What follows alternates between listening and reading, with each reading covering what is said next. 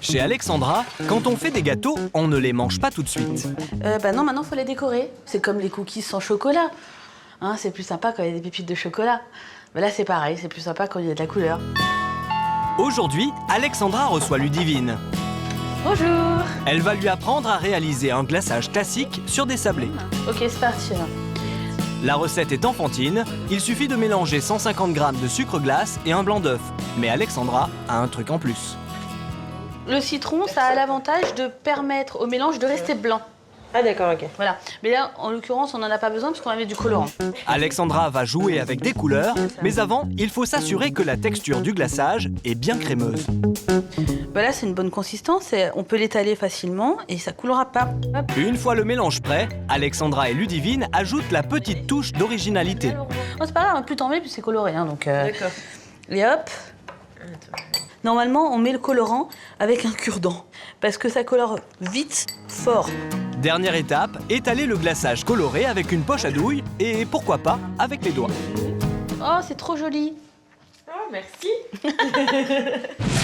Sur les sablés, les fraisiers et même les millefeuilles, le glaçage, c'est le petit plus qui fait la différence. Il fait beaucoup parler de lui dans les livres de cuisine et sur les blogs culinaires.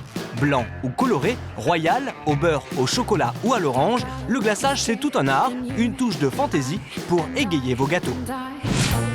Si Alexandra s'y connaît en glaçage, ce n'est rien comparé à Didier, chef pâtissier.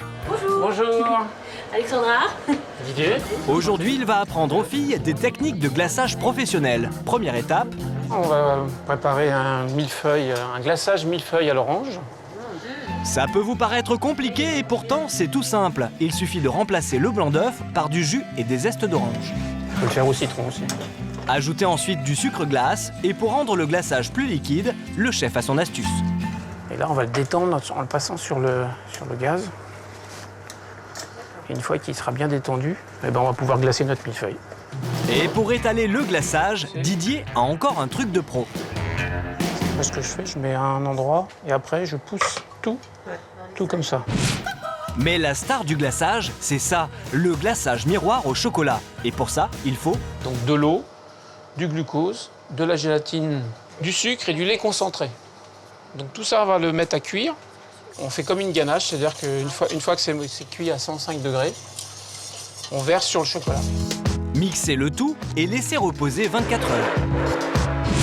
Mais avant de l'étaler, il faut à nouveau réchauffer le mélange à 35 degrés. Si la température est respectée, la préparation doit être lisse. Voilà, là, il est parfait, là, il n'y a pas d'air, pas de bulle. Pour étaler le glaçage, c'est Alexandra qui s'y colle. Et il faut y aller franchement. Faut pas hésiter, faut en mettre. On s'en fout, on va récupérer le produit ensuite. Finalement, c'est pas si difficile que ça de faire un glaçage. Après, à voir si on arrive à le faire soi-même, ça reproduire quoi. Alors les filles, qu'est-ce qu'il reste à faire devant un miroir? C'est moi qui a fait le plus beau gâteau. Ben, c'est toi, Ludivine, bien sûr. Il est parfait, ce gâteau, celle-là. Les gâteaux ne mentent jamais. Ouais. Et les enfants d'Alexandra non plus. De retour à la maison, c'est enfin le moment de la dégustation.